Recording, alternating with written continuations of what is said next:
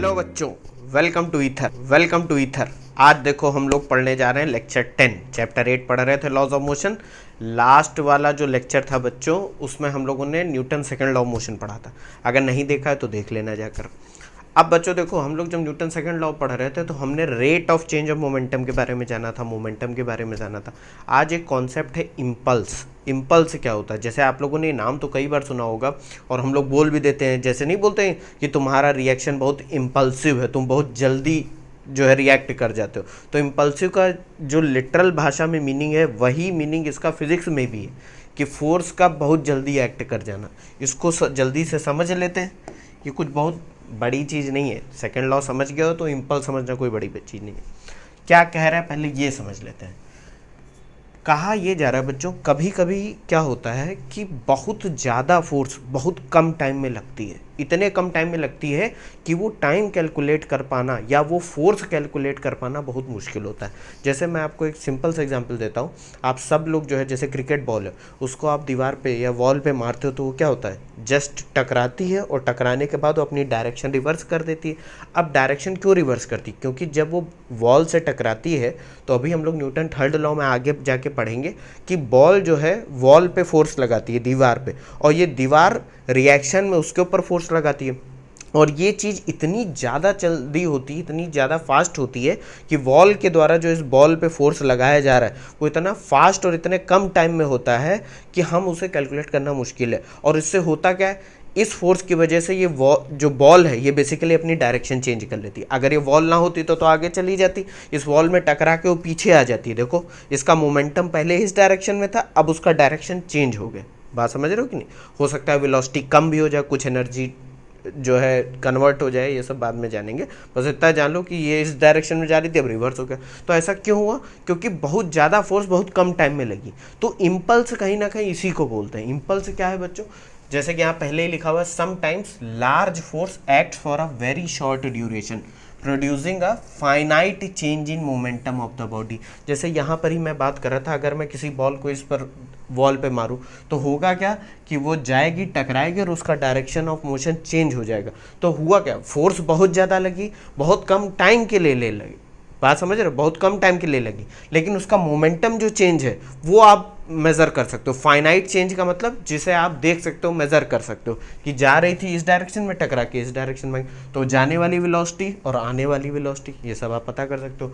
तो ये तो बात होगी। जैसे इसका एग्जाम्पल भी दे रखा, a ball bouncing back after hitting a wall. ठीक है, अब होता क्या है, इम्पल्स की डिफिनीशन क्या होती है? बहुत सिंपल है। जैसे कि ऊपर मैंने बोला, large force acting for a short time to produce a finite change in momentum. ये बच्चों लिखना बहुत ज़रूरी। फाइनाइट चेंज इन मोमेंटम का मतलब है इम्पल्स, जैसे नाम भी बता रहा है कि जब भी किसी बॉडी पे अचानक से फोर्स लगती है तो उसका मोमेंटम चेंज हो जाता है, और वो मोमेंटम चेंज फाइनाइट होता है। फाइनाइट इन द सेंस आप कैलकुलेट कर सकते हो। ठीक है, और मैथमेटिकली इसकी डिफिनेशन क्या होती है बच्चों? It is the product of force and time interval.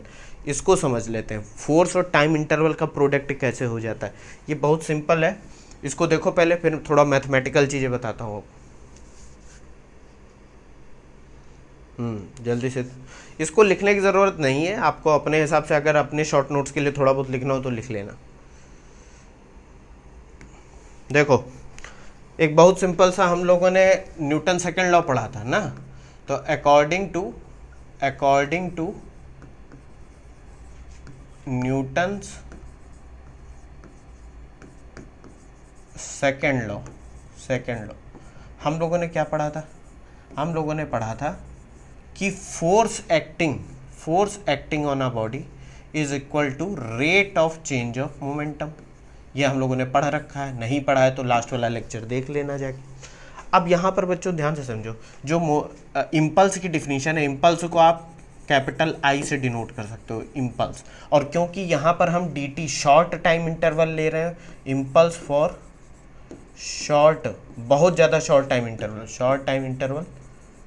Interval, तो उसको हम बच्चों किससे दिखाएंगे? डी आई से, डी आई। और ये भी एक वेक्टर क्वांटिटी होगी। ये क्या है? डिफिनीशन कहती है it is the product of force and time interval. तो जरा इस वाली इक्वेशन से देखो, फर्स्ट इक्वेशन से, rate of change of momentum. अगर मैं डी टी को इधर लेके जाऊं तो ये एफ डी टी किसके बराबर होगा? डी पी यानी कि change in momentum, very small change in momentum. तो स्मॉल इम्पल्स किसके बराबर होगी? Very small change in momentum. यही बच्चों इम्पल्स की डिफिनीशन भी है, force multiplied by time interval. अब आप कहोगे सर ये डिफिनीशन तो है, लेकिन ये चेंज इन मोमेंटम हम कैलकुलेट कैसे करेंगे? वो सब मैं अभी बता दूंगा। इम्पल्स भी वेक्टर क्वांटिटी होती है, क्योंकि यहाँ पर देखो ये प्रोडक्ट किसका है बच्चों, याद ऐसे ही रखा करो। देखो ये गधों की तरह मत पढ़ना कि हर एक चीज रट रहो, ऐसे समझने की कोशिश करो कि ये प्रोडक्ट होता है फोर्स का और टाइम इंटरवल। फोर्स एक वेक्टर क्वांटिटी है, टाइम क्या है आपकी एक स्केलर क्वांटिटी, तो इनका प्रोडक्ट एक वेक्टर क्वांटिटी होगा। चेंज इन मोमेंटम के बराबर होती है इम्पल्स, तो इसका मतलब ही यही है कि मोमेंटम वेक्टर है तो ये भी वेक्टर होगा। अब एक चीज और समझ लेते हैं, एक ब्लॉक रखी हुई है, ठीक, मैं अचानक से इसमें हाथ मारता हूँ, ठीक है, ऐसे हाथ मारता हूँ, फोर्स लगती है बहुत शॉर्ट ड्यूरेशन, तो क्या हुआ, ये मोशन में आ गई, मोशन में आ गई, इसका मोमेंटम चेंज हुआ। तो कहीं ना कहीं ये देखो फोर्स, टाइम और मोमेंटम ये रिलेटेड है, और रिलेटेड किससे? इम्पल्स से। इतनी बात समझ गए हो? इसको देखो, फिर मैं आगे एक दो चीज़ें और बताता हूँ। क्या बताता हूँ? बताता ये हूँ कि इम्पल्स एक वेक्टर क्वांटिटी, ये तो मैंने बता ही दिया। और इसकी डायरेक्शन क्या होती है? मैग्नीट्यूड तो निकाल लोगे फोर्स इनटू टाइम इंटरवल से, डायरेक्शन इसकी वही होती है जो डायरेक्शन फोर्स की होती है, ऑब्वियस सी बात है। या जो डायरेक्शन चेंज इन मोमेंटम की होगी, मोमेंटम जिस डायरेक्शन में चेंज हो रहा होगा, जैसे ये ऑब्जेक्ट रखा है, ठीक है, और आपने इधर से फोर्स लगाया, इसका मोमेंटम इस डायरेक्शन में चेंज हो गया, क्योंकि जिस डायरेक्शन में फोर्स लगेगी उसी में तो मोमेंटम चेंज होगा। मोमेंटम क्या है? क्वांटिटी ऑफ मोशन, जो कि मास और वेलोसिटी से मिलकर बना है। तो मास तो मान लो अभी कांस्टेंट है, तो वेलोसिटी उसी डायरेक्शन में चेंज होगी ना जिस डायरेक्शन में फोर्स लगे। तो इसकी डायरेक्शन क्या होती है? It's direction is same as the direction of change in momentum और the direction of force. Obvious सी बात है, ये आप समझ गए हो। अब इसकी यूनिट की भी बात कर लेते हैं, एसआई यूनिट की। तो एसआई यूनिट इसकी क्या होती है? देखो इसके फॉर्मूले में क्या आ रहा है? फोर्स इंटू टाइम आ रहा है, यही तो आ रहा है। फोर्स की यूनिट क्या होती है? न्यूटन, और टाइम की यूनिट क्या होती है? सेकंड। तो ये इसकी एसआई यूनिट होगी, बात समझ गए? इम्पल्स की एसआई यूनिट होगी। और अगर इसको आप किलोग्राम मीटर पर सेकंड स्क्वायर रखो तो इसकी यूनिट आ जाएगी किलोग्राम मीटर पर सेकंड। और जो कि यूनिट किसकी होती है? मोमेंटम की, यूनिट ऑफ मोमेंटम। और इसकी डिफिनीशन से भी तो यही दिख रहा है भैया कि इम्पल्स जो है वो चेंज इन मोमेंटम के बराबर है, तो जो मोमेंटम की यूनिट होगी वही इसकी यूनिट होगी, यूनिट ऑफ इम्पल्स, है कि नहीं?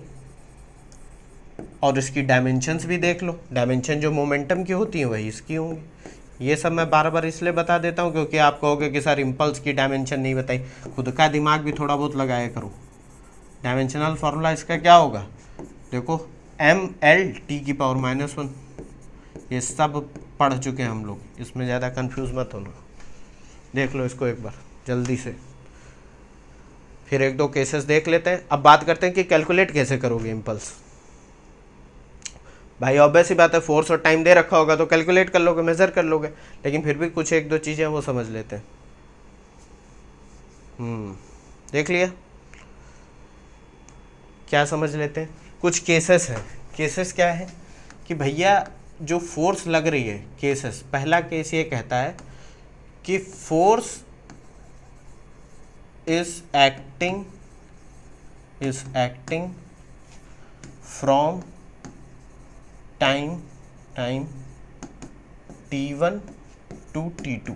मतलब कह रहा है कि फोर्स जो है टाइम t1 से t2 के बीच में लग रही है। जैसे मान लेते हैं 2 o'clock से 2:10 तक लग रही है, तो 10 मिनट्स का ड्यूरेशन हो गया, तो t1 से t2। तो हम लोगों ने अभी पढ़ा कि इम्पल्स क्या होती है? इम्पल्स होती है force into time interval, f into dt, ठीक है। अब अगर मैं आपसे कहूँ कि इसको इंटीग्रेट अगर मैं कर दूँ, इंटीग्रेट कर दूँ पूरे को, दोनों साइड, इंटीग्रेशन का मतलब ही सम होता है, ये सब भी जानते हैं हम लोग। और कहाँ से कहाँ तक? टाइम t1 से t2 तक। और ये भी आपको मैंने बताया था कि ये बराबर किसके होता है? dp, यानी चेंज इन मोमेंटम के बराबर होता है। अगर मैं इसको भी इंटीग्रेट कर दूं p1 टू p2, कि भैया जो मोमेंटम है वो पहले p1 था और बाद में कितना हो गया? टाइम t1 पे p1 है और टाइम t2 पे p2 है, तो ये हो जाएगा dp। दोनों साइड इंटीग्रेट करो तो डी आई का इंटीग्रेशन आई, यहाँ पर f, इसको ऐसे ही लिखा रहने दो, इसको क्यों नहीं मैं चेंज कर रहा हूँ ये अभी बताऊंगा। t1 t2 f dt, is equal to, इसका इंटीग्रेशन क्या हो जाएगा बच्चों, इसका इंटीग्रेशन हो जाएगा p, और लिमिट ले लोगे तो upper limit minus lower limit. ये सब बच्चों आप लोग जानते हो, ये बार बार मैं नहीं बताऊंगा, ठीक है। तो P2 minus P1, P2 minus P1 का मतलब है delta P, change in momentum. ये इक्वेशन देख लो, इक्वेशन कुछ नहीं लिखा है, फोर्स इनटू टाइम है, P2 माइनस P1 यानी मोमेंटम। यहाँ वेक्टर देख के डर मत जाना, वेक्टर इसीलिए लगा है क्योंकि ये वेक्टर क्वांटिटी। आप कहोगे सर इससे हम लोग कैलकुलेट कैसे करेंगे। देखो बच्चों, कभी कभी क्या होता है, क्वेश्चन ऐसा दे दिया जाएगा कि force is a function of time, force time के साथ चेंज हो रही है। जैसे कि मान लीजिए फोर्स इज इक्वल टू दे रखा है 2t+1 न्यूटन, 2t+1, अभी मैं दिखाता हूँ इसको, देख लो फिर बताता हूँ।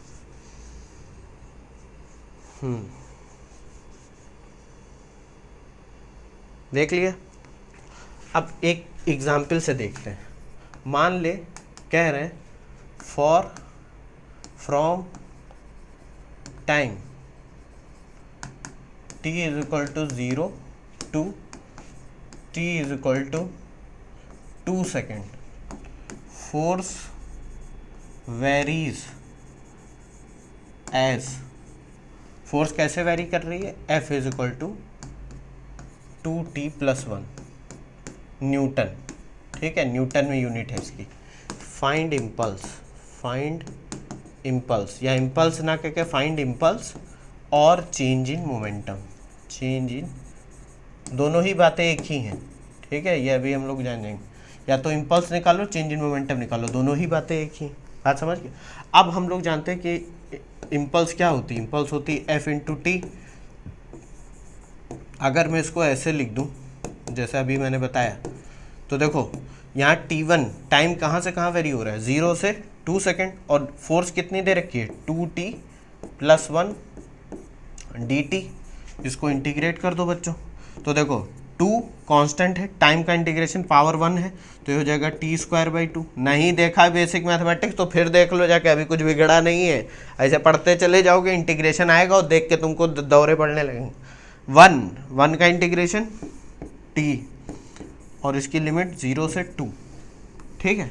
इसको सॉल्व कर लो तो ये 2 और 2 कैंसिल हो जाएगा, ये कितना बचेगा t²+1, और इसकी लिमिट क्या हो जाएंगी 0 से 2, लिमिट रख दो तो 2 का square 4 plus 1 minus 4 plus, sorry ये t है तो यहाँ पर ये हो जाएगा 2,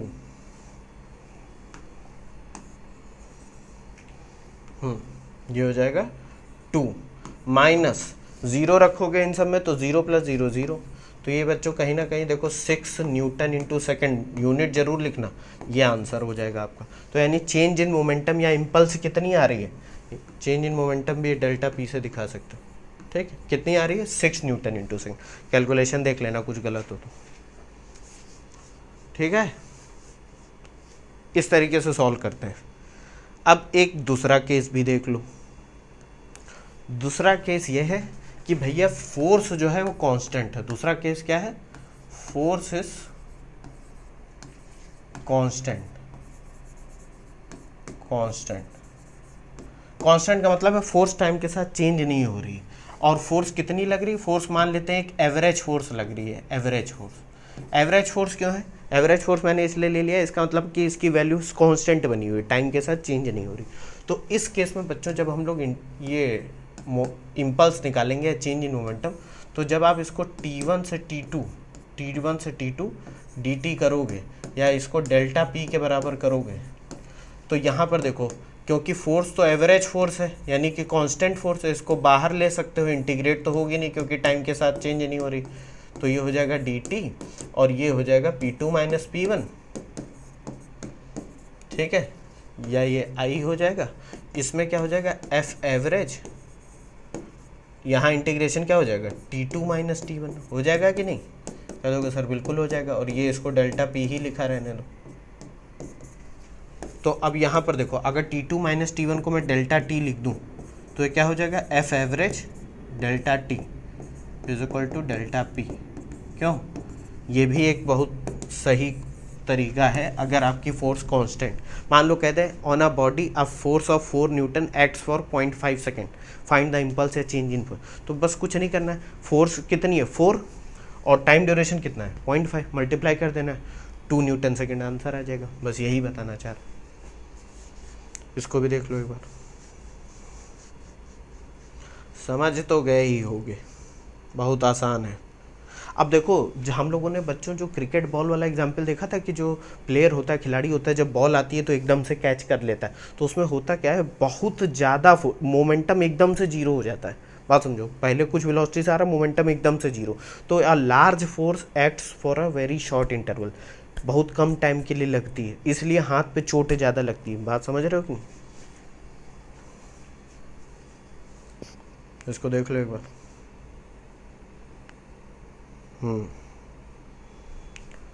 चलो आगे बढ़ते हैं। इम्पल्स मोमेंटम थ्योरम, ये बच्चों नाम अलग से लिख दिया गया है, बेसिकली ये न्यूटन सेकेंड लॉ ही है। अभी हम लोगों ने देखा था कि impulse of a force is equal to the change in momentum, ये तो हम लोग जानते भी। अभी हम लोगों ने क्या देखा था, अभी हम लोगों ने देखा कि जो इम्पल्स है वो किसके बराबर होती है, फोर्स इंटू टाइम इंटरवल के बराबर, यही तो होती है कि नहीं। और जब हम लोगों ने न्यूटन सेकेंड लॉ लगाई तो हमने देखा कि एफ और डी टी क्या है, चेंज इन मोमेंटम के बराबर है। देखा कि नहीं देखा? तो बस यही इम्पल्स मोमेंटम थ्योरम है, इसको अलग से नाम देने की खैर कोई ज़रूरत नहीं है, लेकिन चलो बुक्स में लिखा हुआ है तो impulse is equal to change in momentum. Obvious सी बात है, किसी भी ऑब्जेक्ट पे फोर्स लगाओगे, चाहे कितनी शॉर्ट ड्यूरेशन के लिए क्यों ना लगाओ, उसका मोमेंटम चेंज हो सकता है। बात समझ, इसको भी देख लो एक बार, देख लिया। आगे बढ़े। ये बच्चों एक छोटा सा कॉन्सेप्ट इसलिए मैं बता रहा हूँ, फ्री बॉडी डायग्राम के बारे में जब हम लोग न्यूटन लॉ पढ़ लेंगे, बहुत से क्वेश्चन और कॉन्सेप्ट समझ लेंगे, तब हम लोग स्टैटिक्स की तरफ बढ़ेंगे। स्टैटिक्स मतलब वहाँ बॉडी मूव नहीं कर रही होंगी लेकिन उन पे फोर्सेस लग रही होंगी, उस केस में फ्री बॉडी डायग्राम के बारे में जानना ज़रूरी है, उसमें हम डिटेल में पढ़ेंगे। यहाँ पर मैं थोड़ा इसलिए बता दे रहा हूँ क्योंकि न्यूटन लॉ जब हम लोग अप्लाई करेंगे तो इसका यूज़ होगा। मैं बार बार बोलूँगा फ्री बॉडी डायग्राम आपको समझ में नहीं आएगा। फ्री बॉडी डायग्राम कह लो या इसको शॉर्ट फॉर्म में FBD बोल सकते हो। क्या कह रहा है, बहुत सिंपल है बच्चों, अभी मैं समझा दूंगा। ये कुछ नहीं होता, it is nothing but a force diagram. जितनी भी ऑब्जेक्ट के ऊपर या बॉडी के ऊपर जिसकी आप स्टडी कर रहे हो, उसके ऊपर जितनी फोर्सेस लग रही हैं वो सब आपको दिखानी। वो जो फोर्सेस लगा रही है बॉडी पर उससे मतलब नहीं, जो उसके ऊपर लग रही ऑन द बॉडी जो लग रही हैं उनको आप ड्रॉ कर दो, बस यही फ्री बॉडी डायग्राम। तो इसकी डिफिनीशन क्या करें, a free body diagram consist of a diagrammatic representation of a single body और सब सिस्टम ऑफ बॉडीज। कोई जरूरी नहीं है कि एक ही ऑब्जेक्ट का फ्री बॉडी डायग्राम हो सकता है, आप 2 ऑब्जेक्ट्स 3 ऑब्जेक्ट्स उनको मिला जुला के एक फ्री बॉडी डायग्राम बना रहे हो, ठीक है। आइसोलेटेड फ्रॉम द सराउंडिंग, जिनको आप सराउंडिंग से अलग कर देते हो और उसके बाद showing all the forces acting on it. अब आपको अभी हो सकता है डिफिनीशन कंफ्यूज कर दे, हम लोग एक किताब का फ्री बॉडी डायग्राम बनाते हैं, मतलब एक टेबल पे एक बुक रखी हुई है उसका फ्री बॉडी डायग्राम बनाते हैं। फ्री बॉडी डायग्राम क्या है, फोर्सेस का डायग्राम जो ऑब्जेक्ट पर लग रही हो। तो इसको एक बार देख लो इस डिफिनीशन को, फिर मैं समझाता हूँ। देखो बहुत सिंपल है, हम लोग इसको देख भी चुके हैं। मान लो एक ये टेबल रखा हुआ है, ठीक है, ये एक टेबल है और इसके ऊपर एक बुक ऐसे रखी हुई है, ठीक। बुक का वेट मान लेते हैं W, कितना है W। अब मैं कहूँ कि बुक का फ्री बॉडी डायग्राम बनाओ, किसका बनाओ, बुक का फ्री बॉडी डायग्राम। तो सबसे पहला क्या है इसमें, सबसे पहले तो एक काम ये करना है कि बॉडी को आइसोलेट कर देना, आइसोलेट फ्रॉम द सराउंडिंग, यानी उसके अलावा और कुछ नहीं होना चाहिए। तो यहाँ पर टेबल है, टेबल से अलग कर दो इसको, बस ये दिखाओ ऑब्जेक्ट, ये आपकी बुक है, ठीक। अब बुक पे जितनी फोर्सेस लग रही वो दिखा दो। तो बुक पे एक तो वेट लग रहा है नीचे की तरफ W लग रहा है कि नहीं, और दूसरा क्योंकि बुक टेबल पे रखी है तो वेट की वजह से, टेबल पे वेट की वजह से टेबल इस पर एक नॉर्मल रिएक्शन लगाएगी जो कि पॉइंट ऑफ कांटेक्ट पे अपवर्ड की तरफ। तो इस पर जो फोर्स आप ऐसे दिखा सकते हो N, एक अपवर्ड फोर्स लगेगी N जो टेबल का रिएक्शन होगा। ये बच्चों फ्री बॉडी डायग्राम किसका है, बुक का। बात समझ गई कि नहीं, यही बच्चों फ्री बॉडी डायग्राम होता है। आपने ऑब्जेक्ट को अलग कर दिया और उसके बाद जितनी भी फोर्सेस उस पर लग रही हैं वो दिखा दी। अब इसमें मैंने एक बात ये कही कि कोई ज़रूरी नहीं एक ही ऑब्जेक्ट का आपको फ्री बॉडी, कभी कभी कोई कॉन्सेप्ट ऐसा होता है कि ऑब्जेक्ट ऐसा होता है जिसमें बहुत सारे कंपोनेंट होते हैं, तो उनका जब फ्री बॉडी डायग्राम बनाना होगा तो ऐसा नहीं होगा कि एक ही कंपोनेंट हो सकता है बहुत सारे, जिसका जैसे मैं इसका एक एग्जाम्पल दे देता हूँ।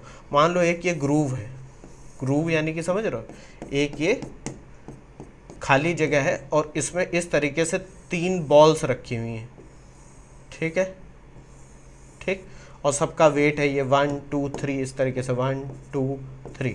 और मैं कहूँ कि इनका फ्री बॉडी डायग्राम बनो, तो सबसे पहले तो तुम क्या कर दोगे, इनको ऐसे ऐसे अलग कर दोगे। किससे अलग कर दोगे, जहाँ पर ये रखी हुई। मैंने कहा है कि तीनों का एक साथ बनाओ, तीनों का एक साथ बनाना है, ये नहीं कहा कि बॉल 2 का बनाओ, तीनों का एक साथ बनाना है। तो किससे अलग करा, देखो इन सब के कुछ ना कुछ वेट होंगे। मान लो ये W1 है, ये W2 है, ये W3 है, ठीक। और जिस पॉइंट पे ये टच था उस पर एक रिएक्शन आएगा। रिएक्शन किससे आएगा, नॉर्मल रिएक्शन आएगा। ये सब बच्चों हम लोग जब स्टैटिक्स पढ़ेंगे तब जान जाएंगे।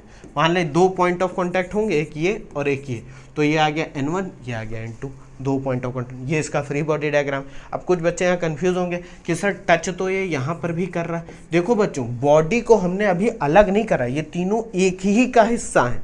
जब अलग करोगे तभी तो ये रिएक्शन दिखेगी यहाँ पर, ठीक है। वो सब हम लोग जब अभी न्यूटन थर्ड लॉ पढ़ेंगे सब समझोगे। तो जो एक्सटर्नल फोर्सेस ऑब्जेक्ट पे एक्ट लग रही हैं, बस हम उन्हीं को यहाँ पर कंसीडर करेंगे, इंटरनल फोर्सेस को नहीं। अब इनके बीच में हो सकता है एक्शन रिएक्शन तो लग ही रहा होगा, लेकिन क्योंकि आपस में जुड़े हुए हैं तो हम नहीं दिखाएंगे। अगर मैं आपसे कह दूं सिर्फ बॉल 2 का फ्री बॉडी डायग्राम बनो, तब आप क्या दिखाओगे, आप दिखाओगे कि देखो भैया इसका वेट नीचे की तरफ लग रहा है, प्लस इस बॉल की वजह से इस पर एक फोर्स लग रही होगी, एक नॉर्मल रिएक्शन, और ये वाली बॉल की वजह से इस पर एक फोर्स लग रही होगी, ये वाला रिएक्शन। बात समझे। अब ये इसका फ्री बॉडी डायग्राम है। देखो यहाँ पर ये दोनों फोर्सेस नहीं दिखाई क्योंकि आपस में टच है। भाई रिएक्शन तो तभी दिखाई देगा ना जब उसको अलग से कर लो। बात समझ गए। तो यही फ्री बॉडी डायग्राम। इसके बारे में अभी इतना जानने की ज़रूरत नहीं है क्योंकि हम लोग अभी इक्विलिब्रियम पढ़ेंगे। एक कॉन्सेप्ट है, बहुत अच्छा है, इंटरेस्टिंग भी है, उसमें ये सब डिटेल में जानेंगे। आप समझ गए फ्री बॉडी डायग्राम क्या होता है, ताकि मैं जब अभी बोलूँ बार बार तो कंफ्यूज मत होना कि फ्री बॉडी डायग्राम का मतलब है ऑब्जेक्ट पे लगने वाली फोर्सेस को दिखाना है, बस और कुछ नहीं। इसको देख लो एक बार फिर से, ठीक है। तो हम लोगों ने इम्पल्स समझ लिया, हम लोगों ने इम्पल्स मोमेंटम थ्योरम देख ली, हम लोगों ने फ्री बॉडी डायग्राम समझ लिया। नेक्स्ट वीडियो में बच्चों हम लोग पढ़ने वाले हैं फ्रेम ऑफ रेफरेंस। वो हम लोग पढ़ भी चुके हैं, लेकिन जो अभी इस वाले चैप्टर में मैं फ्रेम ऑफ रेफरेंस के बारे में बातें बताने वाला हूँ वो इंटरेस्टिंग भी है, और वो समझोगे नहीं तो न्यूटन लॉ समझने F=ma लगा के चले आओगे, लेकिन पता कुछ नहीं चलेगा तुमको। तो मिलते हैं नेक्स्ट वीडियो में। Thank you.